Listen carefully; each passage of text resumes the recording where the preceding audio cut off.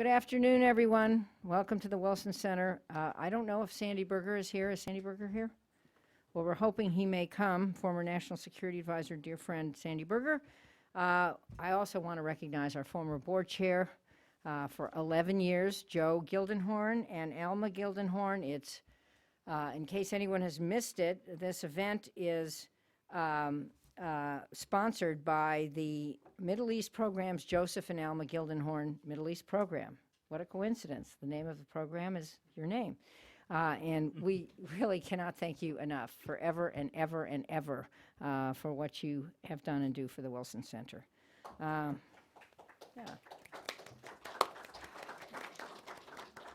It's also a pleasure to introduce today a pair of dedicated peacemakers. Former Israeli Minister of Justice, Yossi Beilin, who doesn't know Yossi Beilin, and the Wilson Center's own, he's not always a peacemaker, with respect to Israel he is.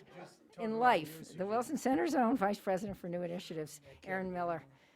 Both are veterans of the Oslo process, both know Israel about as well as anyone.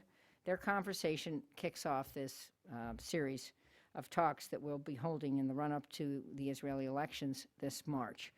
The Wilson Center is strictly nonpartisan. I hope you all remember that, at home and abroad. So I will make no partisan comments about the Israeli elections, but as a passionate admirer of Israel, someone who goes there regularly and who really cares that Israel's future as a pluralist Jewish democracy is realized, I would just say keeping Israel, keeping bipartisan support for Israel in the United States is key. I attended the Munich Security Conference this past weekend. I was telling Yossi about all the Israelis that I met, and there was a lot of talk about a unity government coming out of the Israeli elections. Of course, we don't know who's going to win the Israeli elections, but free advice from me is that a unity government would be a very good thing for Israel and a very good thing for Israel's perception in the world, and a very good thing for Israel's relationship with the United States. I was on the White House lawn when President Clinton met with Yitzhak Rabin and Yasser Arafat in 1993. I was a newly elected member of Congress. I watched it. I watched the handshake, and I thought we had turned the corner. I was also in Ramallah with President Clinton and Hillary Clinton in 1998 when the Palestinians eliminated the clause in their charter calling for the annihilation of Israel. I watched, it was an enormously moving ceremony, and I thought we had turned the corner again. Today, Yossi will offer his perspective on the election and the prospects of peace. Again, he was an initiator of the Oslo process and the Geneva Initiative, served the governments of Rabin, Shimon Peres, and Ehud Barak, and he has an incredible record of service. So I hope that Yossi and others who believe as passionately as I do and you do in a two-state solution will be able to persuade the next government to redouble efforts toward peace.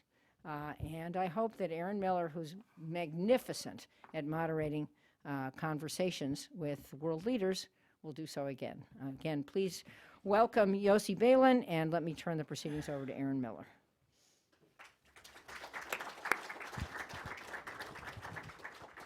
Jane, thanks so much. Yossi doesn't need an introduction, and I want to welcome him to the Wilson Center and Daniela. It's really an honor and pleasure to have you here. We've known each other for a very long time.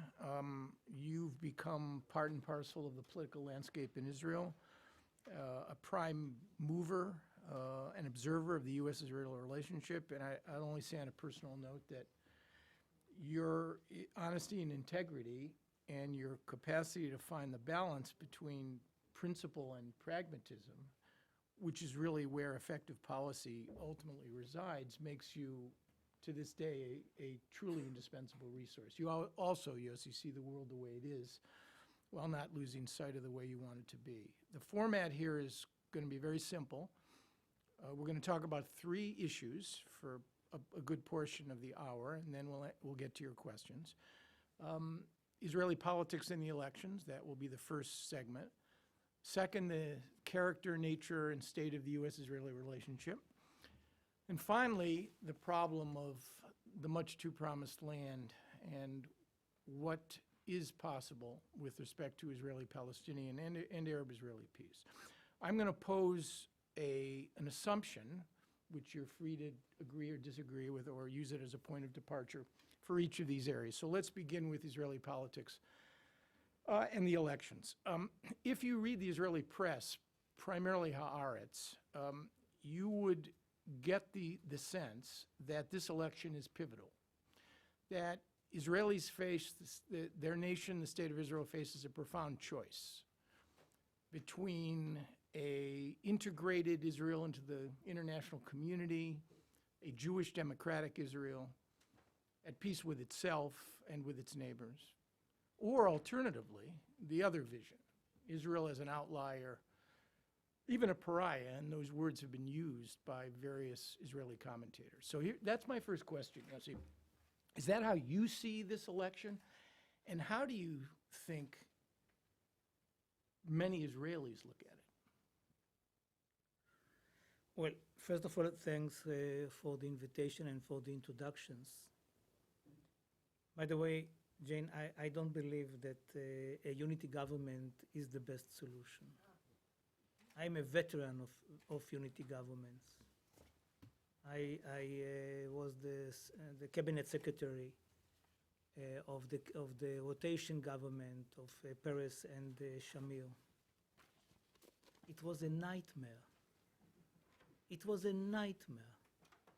We were 98 members in the coalition out of 120. But we almost never have a majority in the parliament because everybody thought that the other was responsible for getting the majority. So why should they stay until late in the evening in order to vote?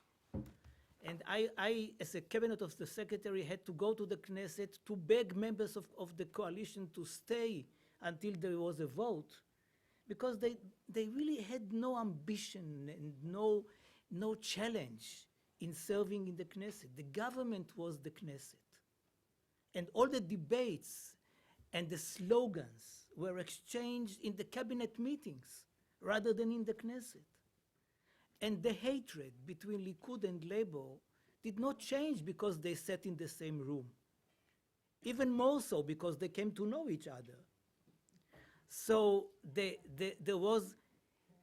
was such a deadlock, a built-in deadlock of a cabinet of inner cabinet of 5 and 5. The whole idea was that if you want to change something, you will never be able to do that.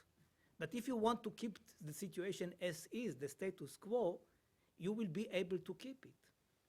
And that's why, despite of the fact that we left Lebanon partially during these years, and we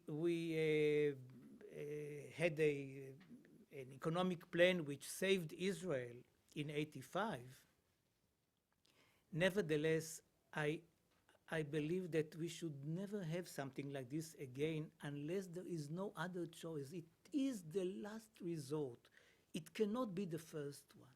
I mean, if the left, the peace camp wants to go to peace, it cannot do that with the right. And if the right wants to whatever do, sometimes even to go to peace, it is easier for them to go on their own, like begging with Egypt in 78, 79, rather than to go with the Labour Party or with a more center-left party, because then the responsibility is always on the moderate party. But if the right is on its own, it has to take steps, like Sharon with Gaza. Not that I admire this step, but at least it was a step towards giving up of occupation. And I think that it was done because it was easier. It was easier for the, or I would say that it is perhaps the other way, more difficult for the right wing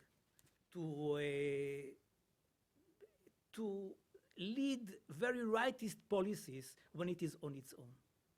And this is why my recommendation would be don't do it if you don't have to. Sometimes there is no other option, and then it's perhaps okay. Now, about the pivotal role of these elections, you know whether elections were pivotal only post facto. You don't know it in advance. We know by now that the 92 elections were pivotal. It's not necessarily that we knew in 92 that these elections would be very important. It is only if a new government takes bold steps this way or another that you can say these elections, you remember, they were very important. Before the elections, it is very natural for all of us to believe that it is pivotal because we hope for a change, actually on both sides of the political spectrum. So, of course, if there is a big change as a result of these elections, it will be pivotal.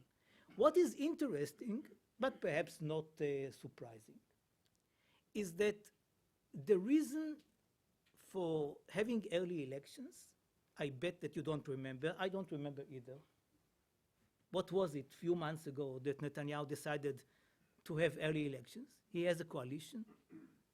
People did not leave him.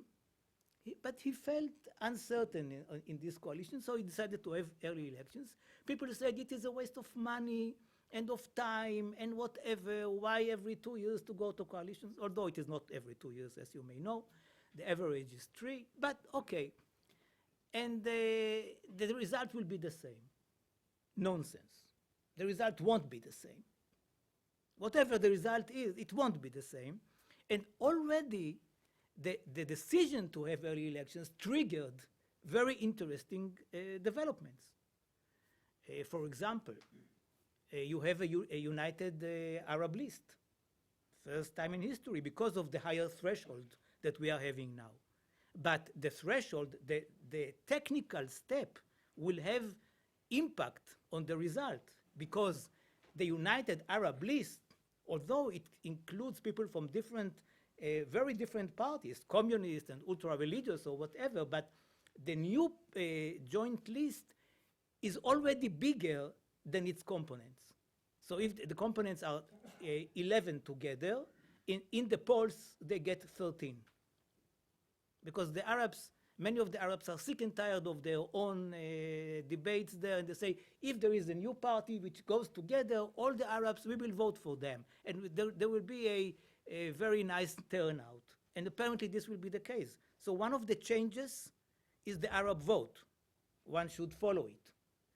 Another one is the split in the Shas party, which is actually half and half or something like that, which is a very interesting development too. Some of the very permanent members of Knesset already left because they felt they perhaps had no chance to run again. So you already have a different picture of the Israeli politics before the elections. And so the elections might be pivotal. I personally hope that they will be pivotal. I'm not sure that this will be the case, but the changes have actually occurred. We talked about this earlier, and both you and Daniela,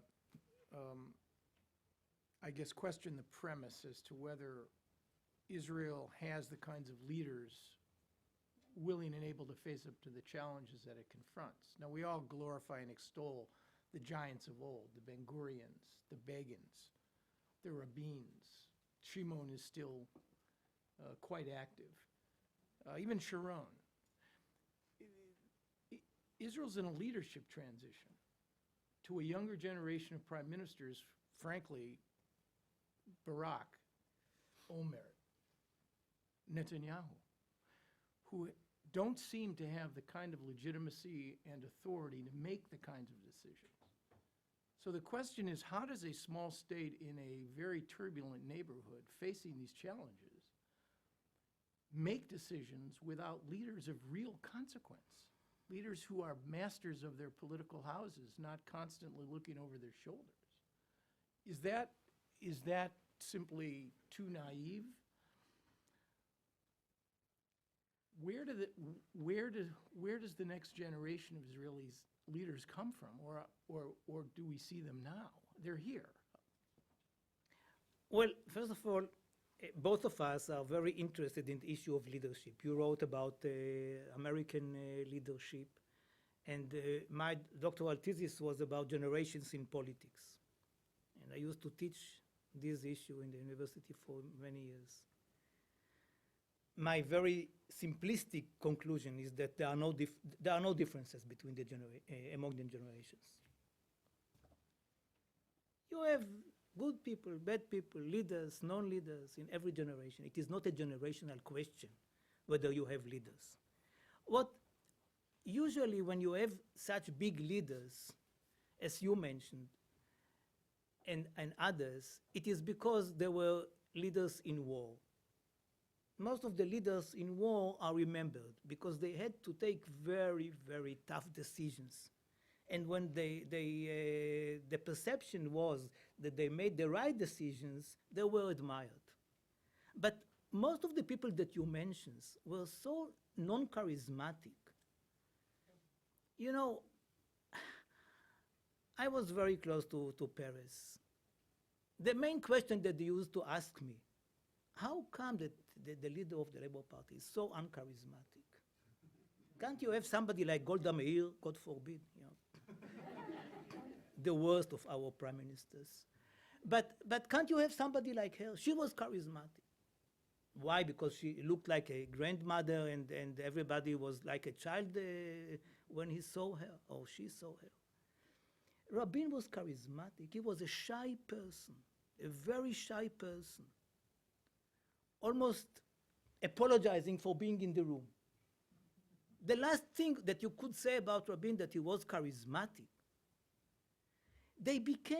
when they became older. I mean, Peres became very charismatic at the age of 80, 85. I mean, people wondered about the miracle of shaking his hand and listening to him and understanding that he is sharp and vivid and whatever.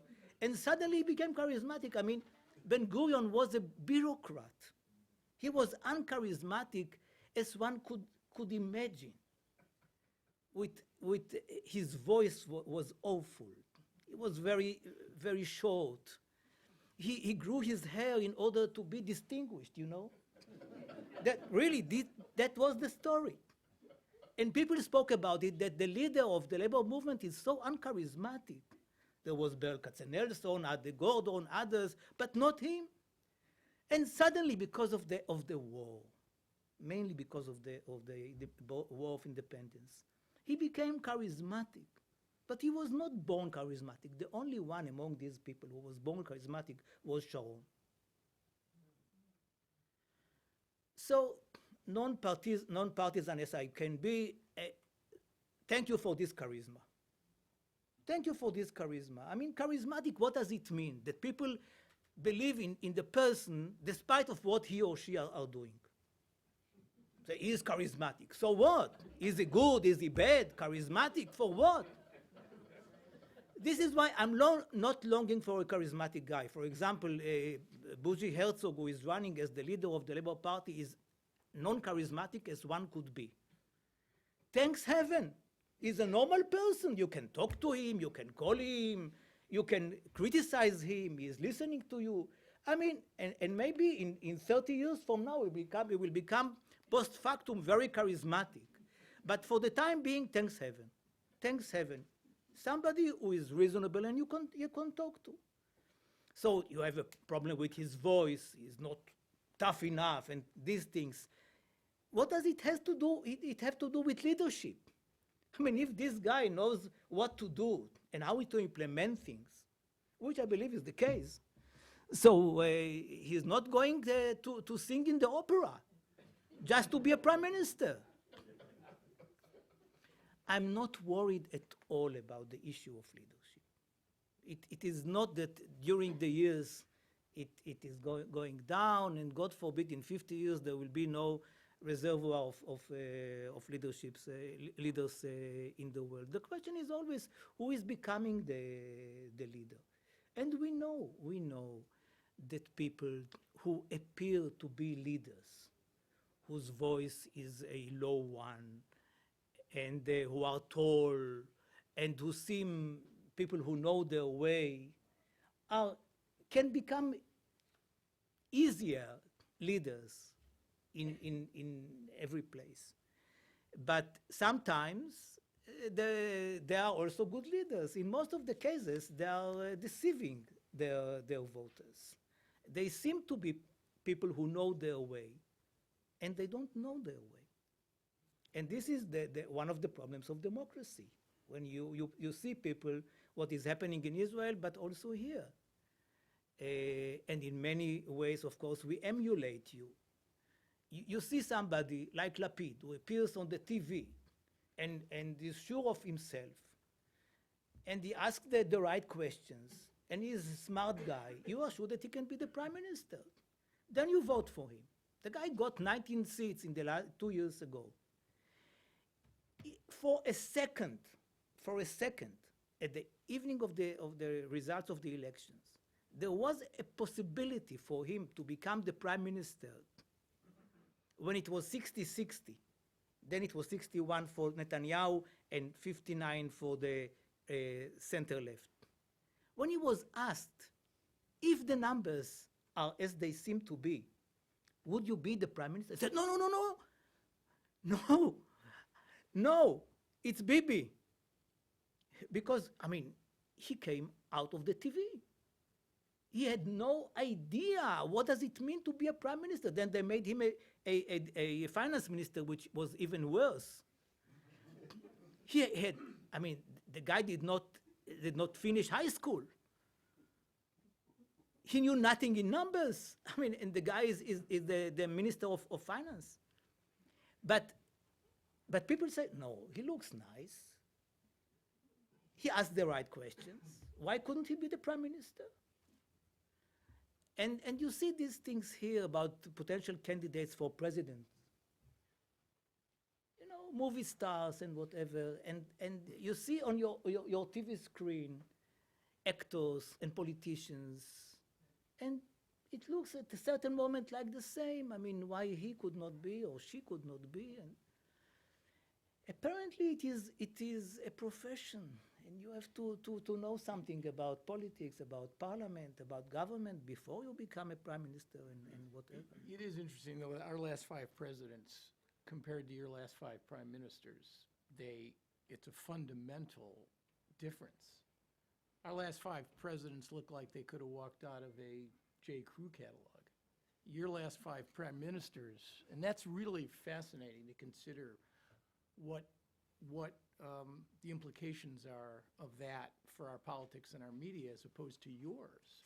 You have an incredibly intrusive 24/7 media, and so do we, and yet your prime ministerial candidates and your leaders, in terms of their physical personas, don't even begin to compare with the relatively tall, well-follicled presidential candidates and presidents that we continue to produce. It's actually quite interesting. But let's move to the second piece. I'm sure we can come back to in Q&A on the elections. The U.S. Israeli relationship. We've had dysfunctional relationships between presidents and prime ministers before. Begin and Carter, Bush 41 and Shamir, Netanyahu and Clinton. And yet in each of those cases, despite the dysfunction and the tension, and tensions were great. I observed firsthand 2 of the 3. It was productive, in part. Now you have dysfunction without production. And it's been ongoing now since at least 2009. So here's my question. What's wrong with the U.S.-Israeli relationship at the top? And is this a responsibility that is equally shared or shared to some degree on the part of the Prime Minister of Israel and the current president?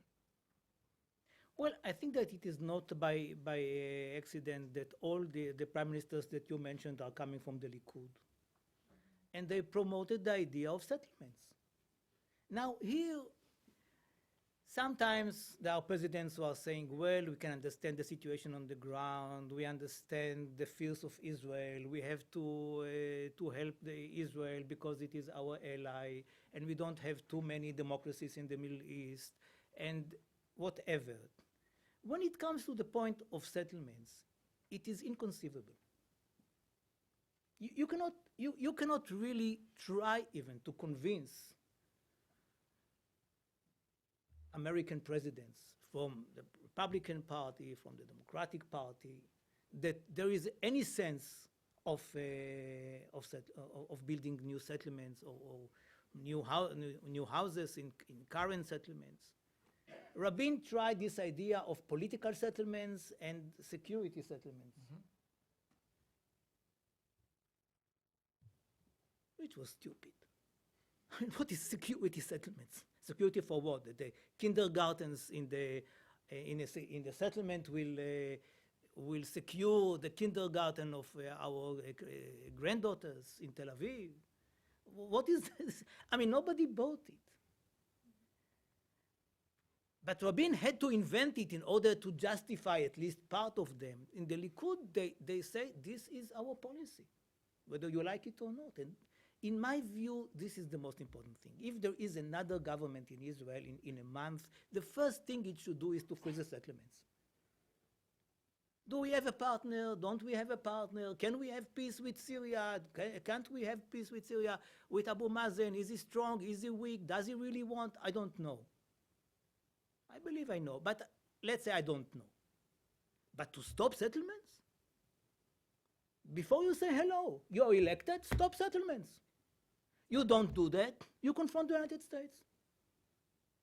And this is the situation. All the prime ministers who promoted settlements found themselves confronting the administration of the United States and both parties. I don't think that there are many Republicans who support the idea of settlements. Maybe some of them don't think that there are Democrats like that. Now, is it going to change once there is another prime minister? In 5 minutes. It's not something deep which will remain there, that even if there is a new prime minister in a month, then the administration will say, well, now we have a problem with Israel, not with you, and we cannot mend fences. The fences will be mended immediately. Now, does it mean that America is stopping the assistance to Israel? No way. Does it mean that there are no shared values? I mean, we are laughing about these shared values because you repeat this idea all the time, but it is true, there are shared values and they will remain. The problem is the personal relationship, which are based not only on the behavior, although this is part of it, but also on the beliefs. Now, where does it hurt? First of all, we Israelis do not have too many assets which are more important than our relationship with the United States. So to play a game with this relationship is irresponsible. But there is also something else. And the something else is the friendly relationship between the two personalities. The leader of the free world and the Israeli prime minister. This is not only for gossip. This is a real thing. The Israeli prime minister should know that the American president is available for him or for her. Always.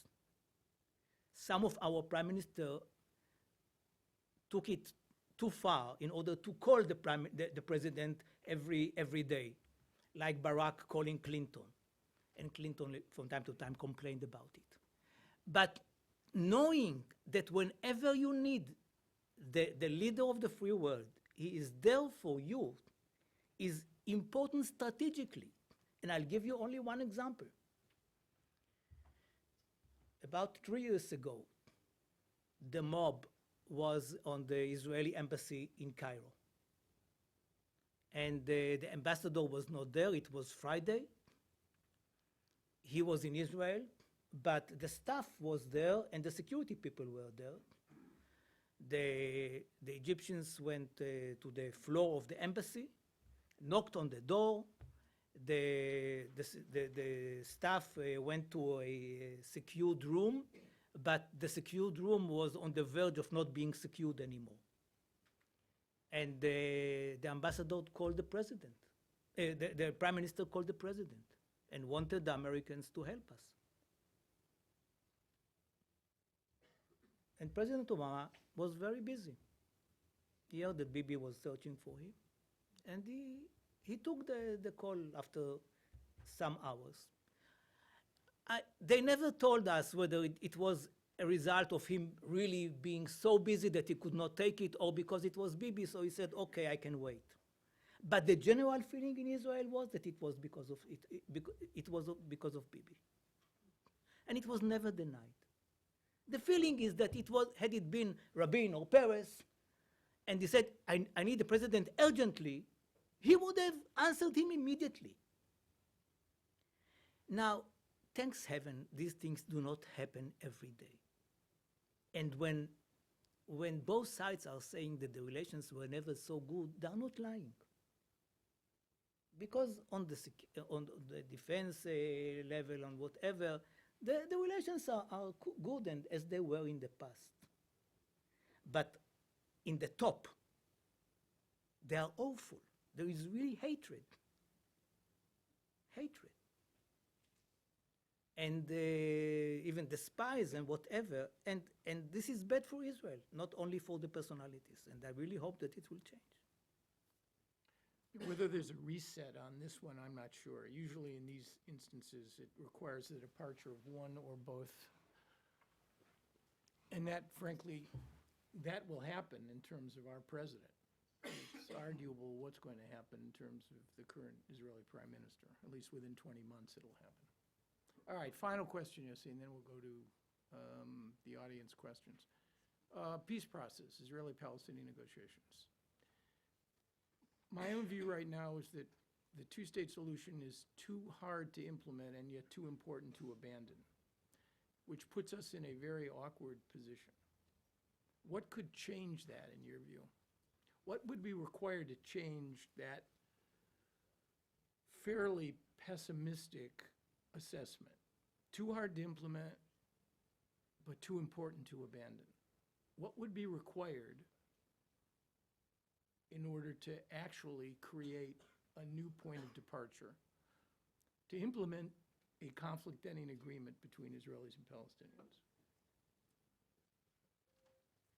Well, I must admit that I'm toying with something which has been hovering in the air for many years, and which in the past I did not attribute too much importance to it. And this is the idea of an Israeli-Palestinian confederation.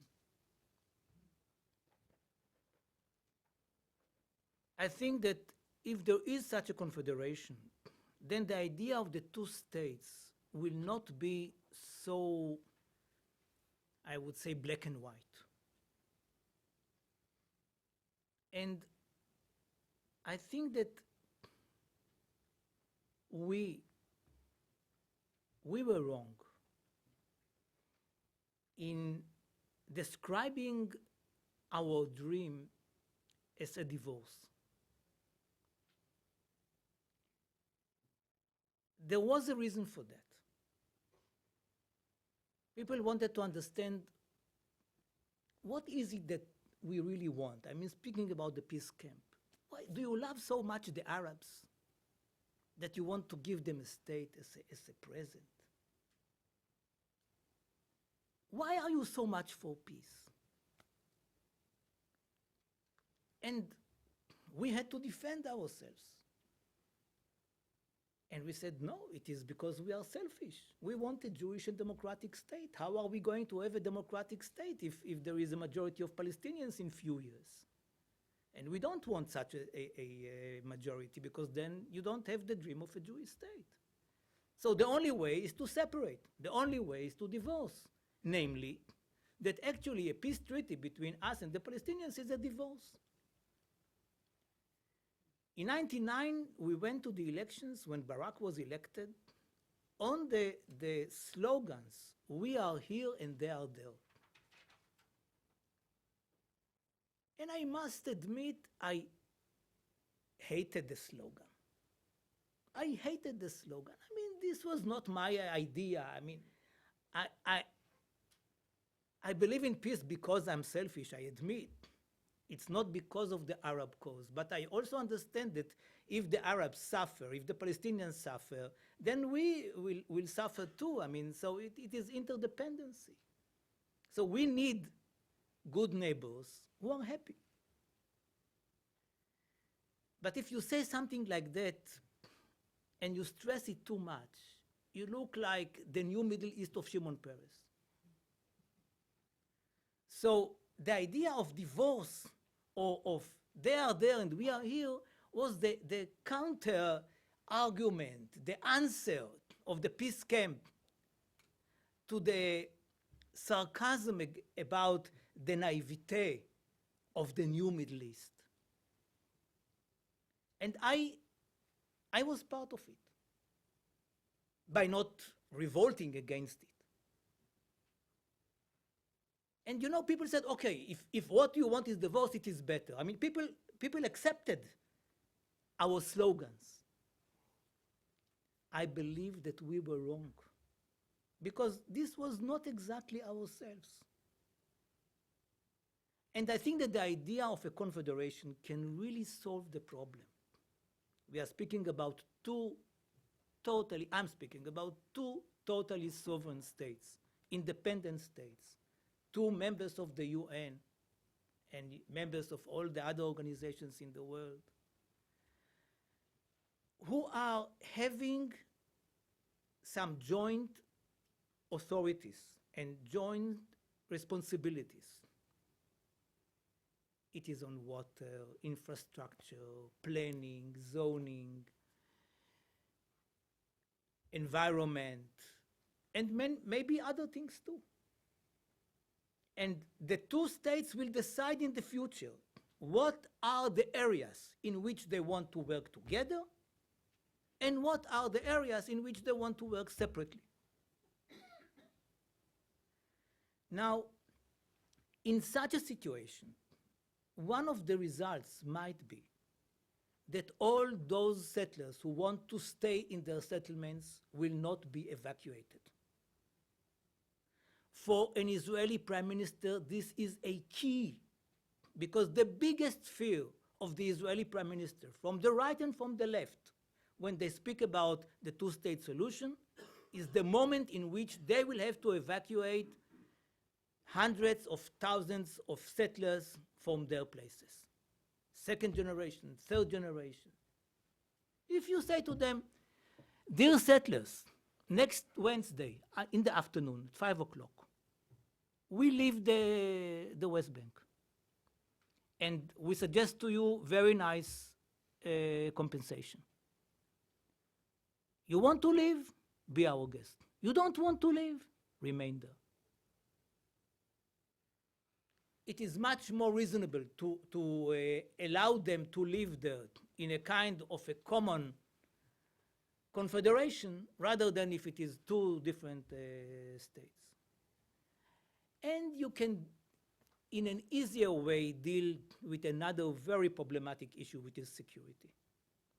If it is a confederation, the confederation might have also joint security forces, and not just a situation whereby one state has to host security forces of another state and whatever.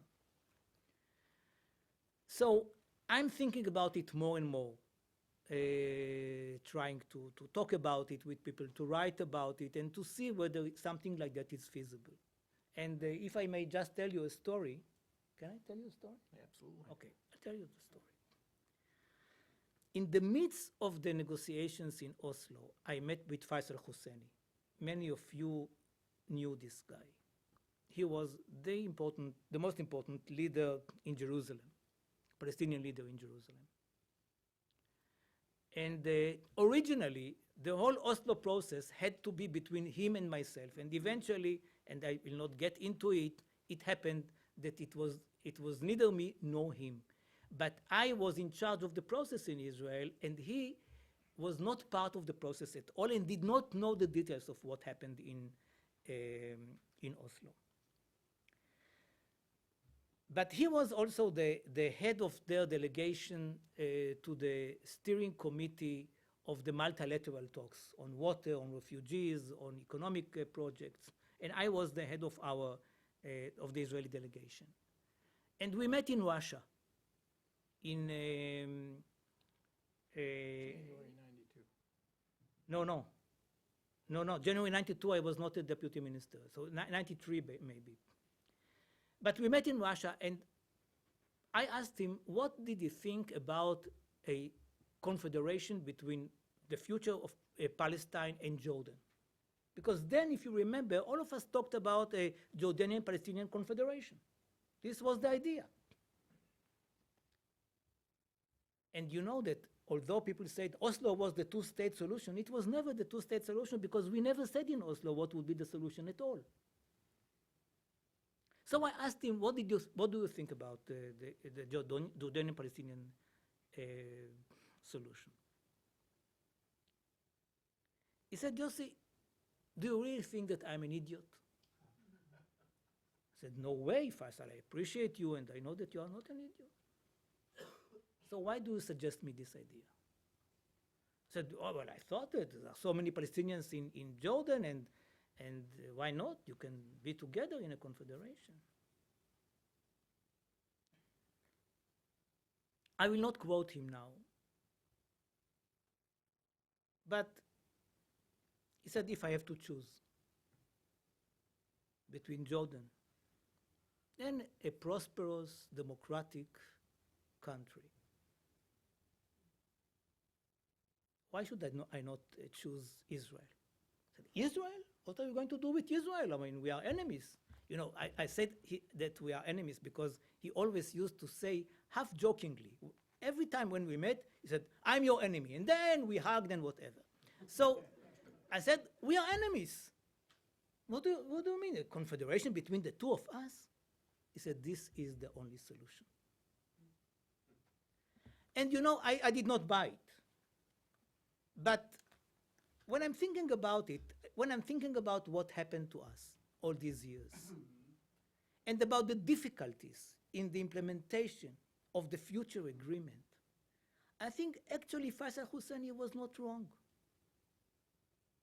Was not wrong. I mean, we know the Palestinians much more than what we knew the Jordanians or the Egyptians or the Syrians. We are friendly with them. They work in Israel. We go to, or we went, and some of us are still going to the West Bank. It is possible to create a confederation rather than to say peace is divorce and that's it. You will be there in your ghetto, we will be here in our ghetto, and we will never meet. It's idiotic. So my new idea, my new baby, is the confederation. Okay. Questions, please, and make them questions, please. And please identify yourself. Yes. Okay. My name is Herbert Grossman. I'm a retired judge. If you go back to newspapers in 2004, the end of 2004 and beginning of 2005, there were two schools of thought about the withdrawal from Gaza. One said that all the Palestinians want is territory and there'll be peace, and the other side said all they want is strategic territory to make war.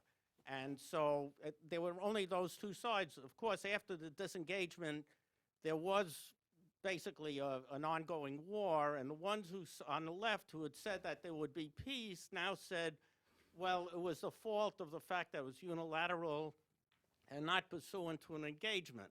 Okay, now and some of them even said, oh, I said back then that that would be the case. But if you read the newspapers, you don't see that. You yourself waited until Sharon died to claim that you had told him that. But in any event, be that as it may, how do you account for the fact that the withdrawal from Area A and Area B was under an agreement, and it was your agreement. And the whole purpose of that agreement, the Oslo Agreement, was that the Palestinians would show that as they withdrew, there would be peace. And instead, you had first drive-by shootings and bus bombings, and then you had the Intifada.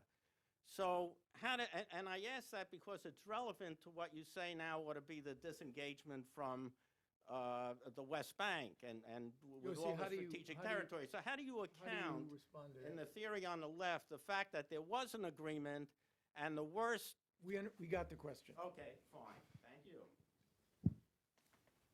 Well, first of all, I do not believe that one can compare the unilateral step of Sharon and the agreement with the Palestinians or with the Jordanians or with the Egyptians, because agreements are agreements, and this was a non-agreement which did not expect peace, but Sharon believed that it would be more secure if we leave the Gaza Strip unilaterally, and he was wrong.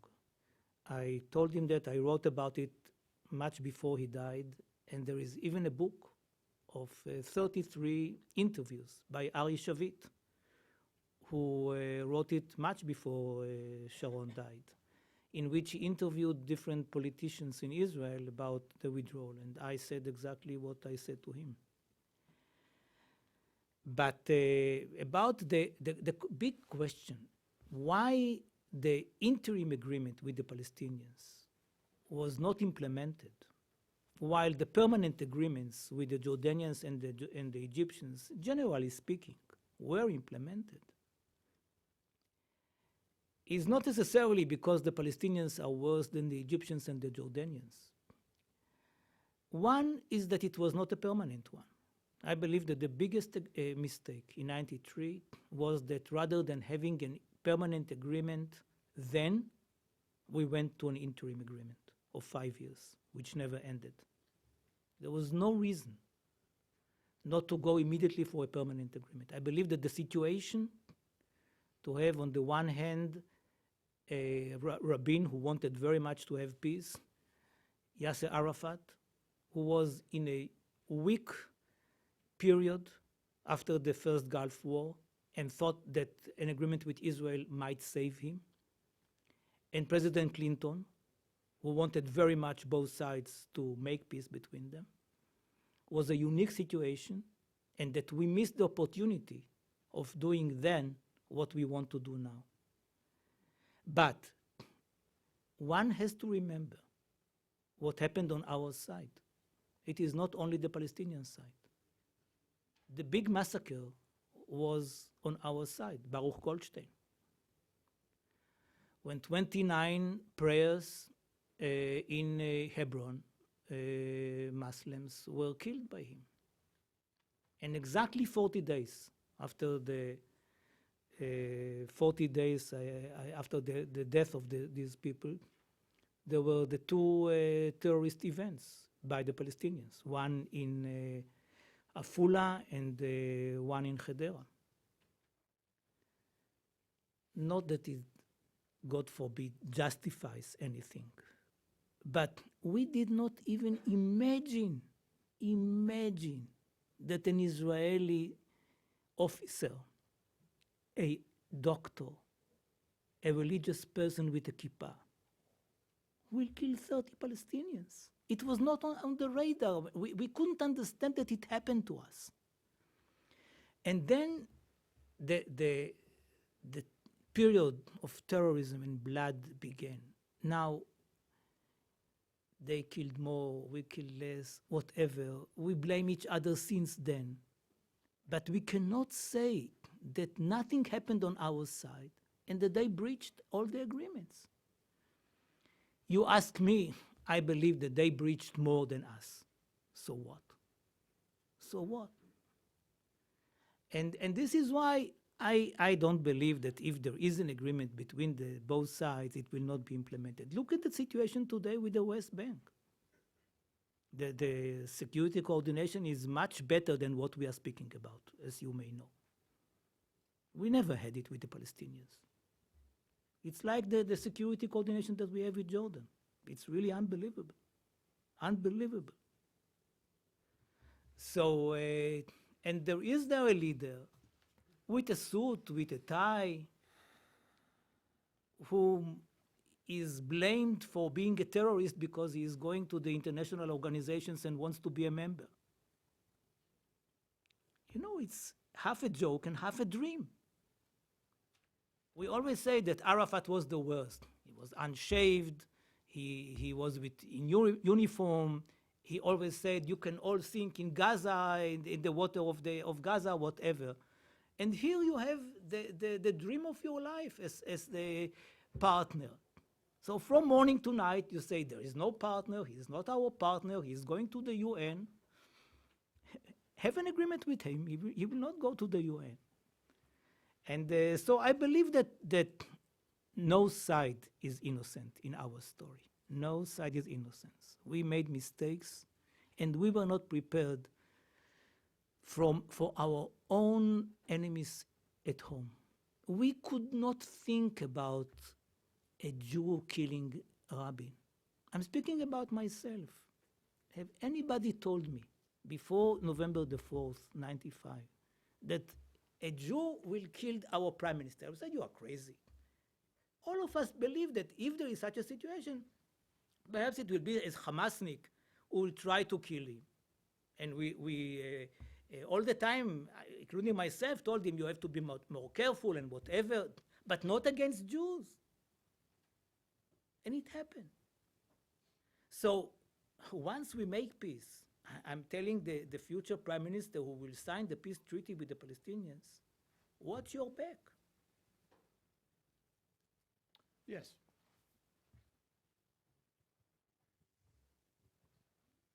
Chris Bauman, National Defense University, and I worked on the most recent round of security between the two parties, and I have to say your idea about a confederation being there officially is one of the most promising and intelligent things I've heard in a long time about that.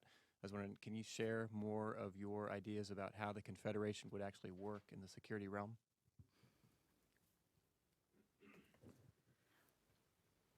Well, the work on it is in diapers still, but there was a very interesting article by Sari Nusseibeh less than a year ago about the idea of confederation, and I must say that we are talking about it quite intensively. And the security coordination under the confederation is something that occupies his mind a lot. So the idea perhaps is to have some kind of a security force of the confederation besides the security forces, the security force of the militarized Palestinian state and the IDF. So what you are doing, you are creating a third party, a third body, which will have its own authorities.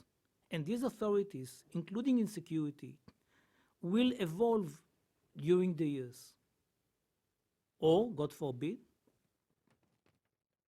the two parties may decide that they are taking authorities from the joint body because it did not succeed. But it will be up to them. So in places like, for example, the old city in Jerusalem, such a confederation, the confederated security body may play a very important role. In such areas which are especially difficult, they might play a role. And there might be also another ingredient, which is a third party. In the Geneva Agreement initiative, we are speaking about the United States-led third-party security force. So if I refer to Geneva, one can add to it the idea of the confederation in the aspect of security, which will join the international force. Netanyahu, for example, is very much against it. I did not speak with him about the Confederation, but I did speak about him with him about the international group or multinational group. We don't like to call it international because international is immediately the UN and multinational is kosher. So I'm speaking with him about the multinational force. And he always says, Yossi, you really believe that these people, I don't want to mention, will defend you? I believe that there is such a possibility. Barak was for it. Olmert was for it. I don't think that Sharon could have been supporting it. But this is an idea which I believe eventually will be implemented. And if you add to it the Confederation, it might be very successful. Yes.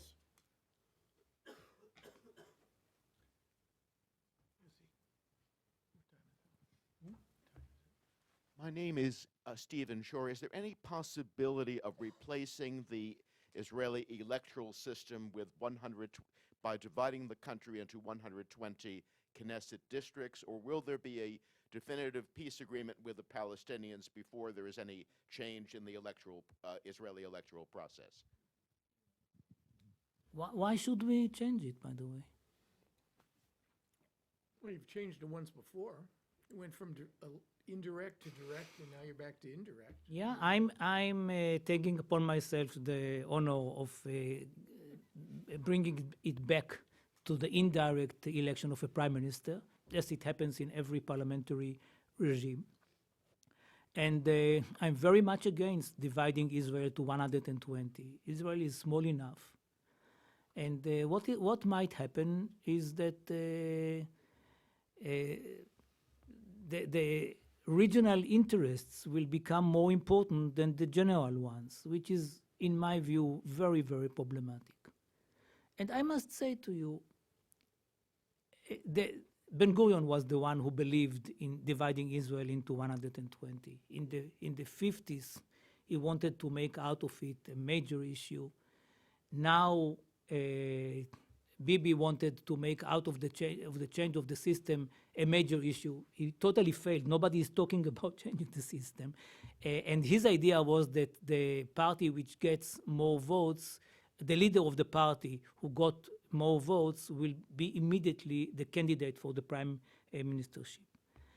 This is something else, and maybe it is a good idea. I'm not in love with it, but and I'm not saying that our system is the best. Of course, it is not, and you don't have best systems. Having a higher threshold was a good idea, for example.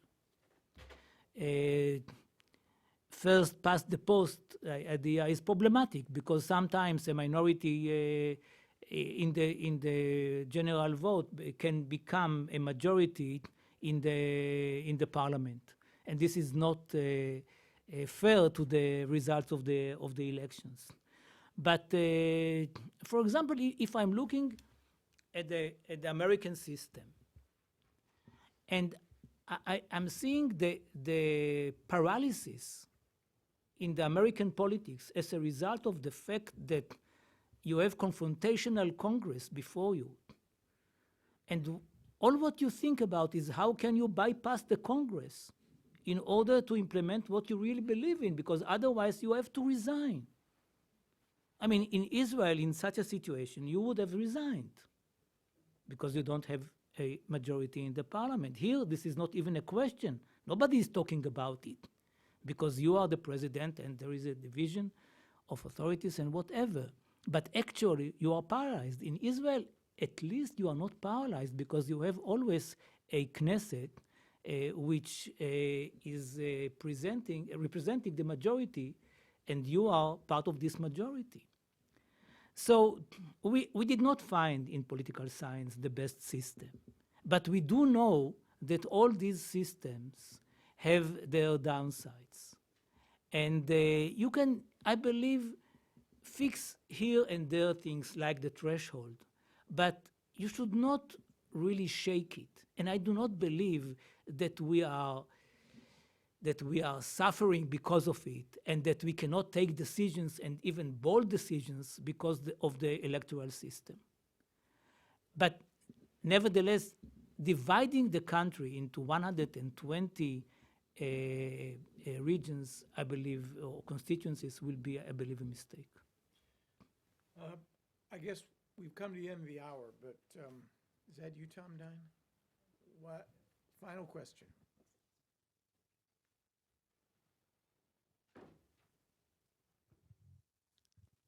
Hello, Yossi. Hi. You talked about a lack of leadership. It seems to me that Israel is showing world-class leadership in its business community. Highly educated, highly accomplished, and yet so few want to enter politics, want to display their capabilities, utilize their capabilities in the political arena. So why? Why don't they come in? Tom, you know, yesterday I met with a group of students in Maryland. And we spoke about the different political parties in Israel, and I referred to Ross Perot. Ross Perot? They said, whom do you mean? And Clinton elected twice. Hey, that's leadership. that's leadership. I admit it. But then I was reminded about my age, and I said, okay, I'll tell you a word about Ross Perot. I mean, sometimes it is a blessing that they are not part of politics. You know, what are they saying? What did Ross Perot say? You remember. He said, I succeeded in business, I'll do the same in politics. Here is my chart, this is what I'm going to do. In 1 year, this will be the result. In 2 years, this is, in 3 years, this, and in the fourth years, you will get this. People said, oh, this is my man. He can do it. He did it already. He proved himself in business. So the next thing is he proved himself in politics, and it is more or less the same, right? We say sometimes, this guy, we would have never have him as the director general of a supermarket, right? This is usually what we say about unsuccessful politicians. So we need somebody like him. Now, it so happens that many people may succeed in business and fail in politics, mainly because they don't understand that it is a very different area. It is for professionals. And if somebody comes out of the blue, from the right, from the left, from the center, and believe that he can really emulate his success in TV, in the movies. Well, in the movies there is still a debate about Reagan, but I'm not his admirer, I admit, but again, that you can really, or in the army. For years, people believed that if somebody was an officer in the army, he can be the best politician. Some of them were, some of them were not. But most of them who came to politics left politics almost immediately. And you know, there is a kind of a pattern. In many cases, when a high officer is coming to politics, he says, you know, I hate this politics, that you have to compromise and whatever. I am coming because I am an Israeli patriot. And the fact that I was elected on the ticket of Labour or Likud is secondary for me. I'm not here to debate about ideology from morning to night. I want things to be done, and I know how to execute. And then when they become politicians, they understand that you have values, and you have ideology, and you have a history of your party. And you may belong to the Socialist International or to the International Liberal Movement or whatever, which seems to you waste of time, old people who don't stop talking to each other about nonsense. But then you understand that there is something to it, that you cannot be an executive in politics with no connection to anything else. and that you have to be based on values, and it is not just lip service, and that people are ready to give their life to their values. It's very different. So, I mean, there are some businessmen, most of the businessmen who came to politics in Israel failed and left, even could not wait for the end of the term. You can take the richest person in Israel, who is a good friend of mine, Steph Wertheimer. When you speak about his biography, he said, about the Knesset, you don't have to mention it. He couldn't wait until the end of the 4 years. He was elected by Daesh in 1977 and left before the end of the term because he didn't have patience to the debates all the time. But without debates, you don't have real politics. And you have to listen to the other and to understand maybe your opponent is saying something right. And it happens. People are always wondering, how come that a rightist and a leftist sit together in the cafeteria and are laughing to each other? On TV, they shout and scream, and in the cafeteria, they are laughing. Because this is part of the job.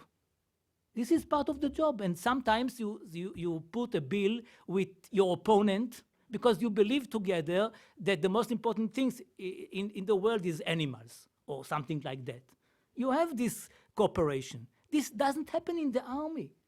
And I don't know about business enough to say that it happens there or not, but apparently not. Politics is different than many other areas in life, although it resembles life very much. We've come to the end of the hour, so please join me in thanking Yossi for a fascinating presentation. Yossi, thank you so much. Thank you.